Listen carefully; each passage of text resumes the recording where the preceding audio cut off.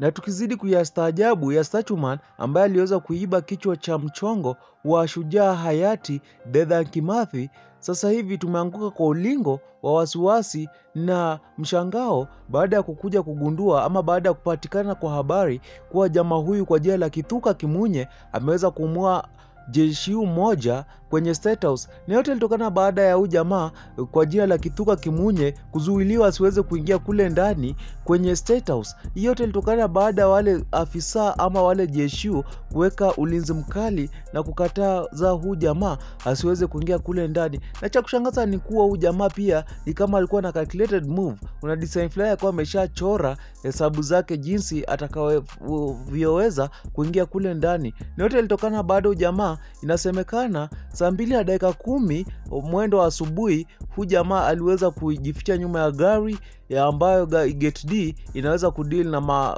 wageni, wacha sema wageni ambao wanaweza kuingia kwenye State House. Huyu jamaa inasemekana kuwa aliweza kurudi kule nyuma ya gari na kuchomoa mshale na kumchomoa huyu afisa kwa jina la Ramadhani Hamisi ambaye sasa hivi ameweza kuaga dunia. Afisa huyo kwa jina la Ramadhani Hamisi aliweza kukimbizwa kwenye hospitali ya Kenyatta National Hospital, lakini hakuweza kufaulu, na hivyo ndio venye akakata roho. Sasa jamaa huyu kwa jina la Kithuka Kimunye baadaye ameweza kurudi. Wakati ukiangalia hali yake pia si hali nzuri, ni kama wamemsalimia kidogo. Na cha kushangaza pia kuwa watu wanasema aliweza aje kufaulu ama kuponea kutoka kwenye State House hivyo akiwa ako hali sawa ama akiwa mzima. Hivyo ndio venye watu wamejiweka kwa maswali mingi sana. Wakijiuliza huyu jamaa aliweza aje kufaulu kutoka kwenye State House akiwa hali sawa ama akiwa kwa mzima.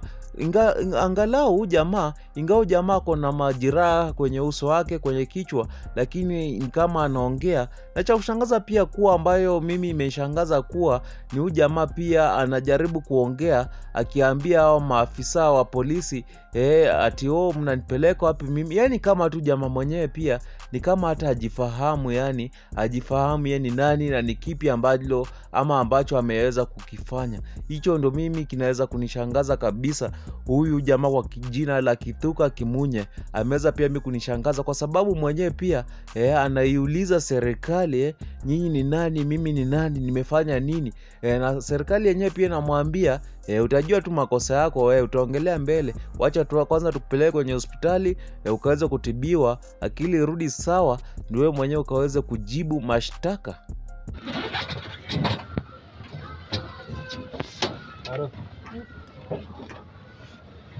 Hata mimi unanichukua hapana.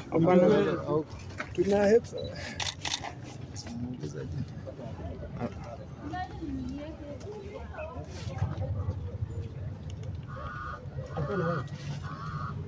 Niko na wewe.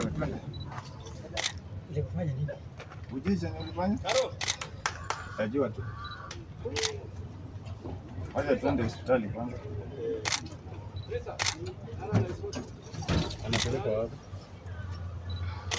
Anapeleka wapi? Anaenda hospitali.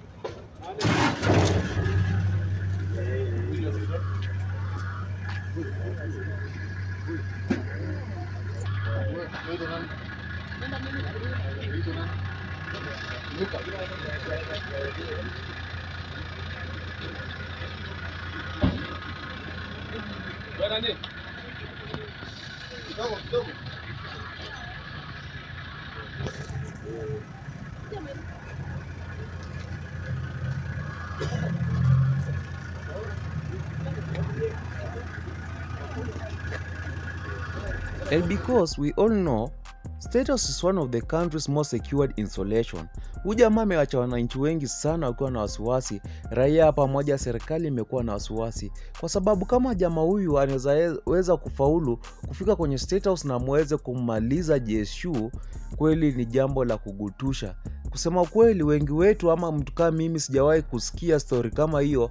Tangu nione jua sijawahi kuweza kusikia story kama hii. Huyu jamaa kwa jina la Kithuka Kimunye baadaye ameweza kumdanganyishia, ama siwezi sema kumdanganyishia, lakini acha niseme tu baadaye ameweza kusema kuwa ni shetani ndiye aliweza kumfanya aweze kumuua mwanajeshi huyo pale kwenye gate. Unajua cha kushangaza ni kuwa huyu jamaa iliweza kusemekana kuwa walikuwa tu kwenye mzozo tu, kwa ile hali tu hapa na pale, wale wanajeshi kuweza kumzuia asiweze kuingia, akaweza kutime tu gari ya wageni tu wakati na taka kuingia hivi kupenyeza, jamaa akaweza kuchomoa mshale na kuiachilia na kuweza kummaliza huyu Jeshu kwa jina la Ramadhani Hamisi. Na jambo la sana la kuhuzunisha ni kuwa huyu Jeshu ambaye ameweza kuuawa kwa jina la Ramadhani Hamisi, inasemekana kuwa yeye tu ndio mwana wa pekee kwa familia yao, na jamaa na marafiki pia ambao pia wanaweza kumtegemea sasa hivi pia kwa hali ya majonzi, kwa kuwa wameweza kumpoteza sana jamaa tu aliyekuwa peke yake kwa jina la Ramadhani Hamisi. Yani inasemekana kuwa huyu tu ndio mwana wa pekee wa babake na mamake, kwa kuwa tu ni yeye peke yake ndiye anategemewa upande wa kwao. Na pia mimi sasa hivi habari hii imeweza kunisikitisha kabisa, sijaweza kufurahia hata kidogo. Yani nimebaki hata kando na kushangaa, nimeweza kushtuka zaidi, kwa kuwa jambo kama hili haijaweza kuhappen. Kama State House inaweza vamiwa, je, sisi wananchi, je, sisi hali yetu itakuwa vipi? Kama mtu mmoja peke yake anaweza deal with maybe to how jeshi, I don't know how much jeshi ama how many jeshi wako pale, but mtu mmoja tu anaweza faulu aje aweze kummaliza jeshi mmoja.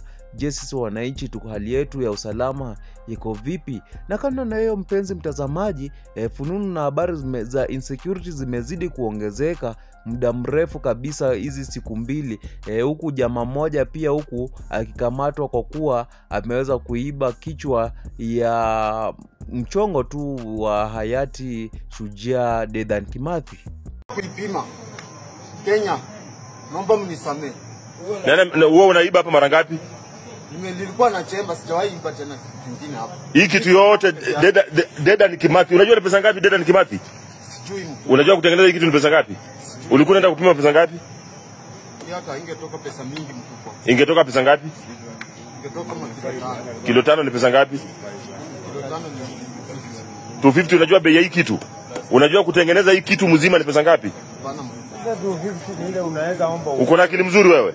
Naomba unisamee. Nilikuwa naokota kitu nyuma tu. Nikapatana akili yangu mbaya nikanyanga. Akili yako mbaya. Wewe uko na akili mbaya? Hapana. Wewe ulikuwa umepangia hii kitu yote. Unajua mnywele wewe. Hebu fungua hii gunia. Nilikuwa na chemba hizo. Hizi chuma ni za nini? Aya, na hii rungu. Hii rungu, hebu weka hapa chini. Weka hiyo chini hapo. Hii rungu unafanya naye nini? Shika hiyo rungu simame. Hiyo rungu unafanya naye nini? Tunasaidiananga yenye nikichemba usiku, kuna vijana tunachokozananga nao. So nikiwa natembea naye, hawezi ukaribia. Niona hawezi ni wanajuaje uko na rungu? Unabeba kwa gunia? Si ya kupiga watu. Si ya kupiga. Sasa wewe sikia. Tunakuhand over kwa polisi, na kuanzia leo usiwahi onekana kwa hii surrounding ya Uhuru Park, Green Park na Central Park. Umenisikia vizuri? Nimesikia. Umesikia? Nimesikia. Sasa hivi news tatu zimeweza kufuatana mara moja, ikijaribu kuonyesha kuwa serikali imejaribu kuwa na utepetevu tu kidogo tu wa tuseme tu wa ulinzi ama wa security. Imejaribu kuwa telezi kidogo, si kwa ubaya ama si ati nini, lakini imejaribu juu. Mpaka sasa hivi habari nyingine imeweza kunifikia kuwa kuna mwanajeshi mmoja ameweza kuuawa pale kwenye uwanja wa ndege wa JKIA, na hii inatokana kwamba inasemekana kuwa kuna jamaa tu raia aliweza kurukia kwa fence na kuweza kumnyonga tu afisa. Sijapata information yote vizuri, siwezi anika vitu zote hapa, sitaki muweze kuwa confused na mimi, lakini habari imeweza kusemekana kuwa imenifikia sasa hivi kuwa kuna mwanajeshi ama sijui polisi ama nani, afisa mmoja wa ulinzi tu ameweza kunyongwa kwenye airport, na inasemekana kuwa kuna jamaa ameweza kurukia kwenye wall tu na kuweza kumnyonga huyo. Iko very confusing kabisa. Hata mimi mwenyewe nimeweza kuchanganyikiwa na habari hizi ambazo naweza kuzipokea hapa kwenye Trending Talks. Na mpenzi mtazamaji, pia usiweze kuenda mbali, kwa kuwa hapa kwenye Trending Talks unapata habari zote ambazo zinaweza kuchipuka na kutrend kwenye mtandao za kijamii, hata zingine haziwezi kuonyesha kwenye mainstream media.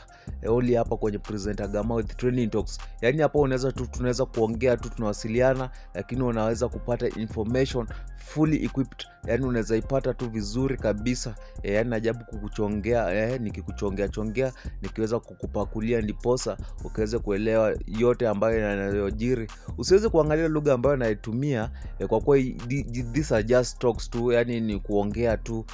Ndio that's why naita Trending Talks. Hapa tunaongea, tunawasiliana, tunawasiliana tu yote ambayo yanajiri, yanachipuka.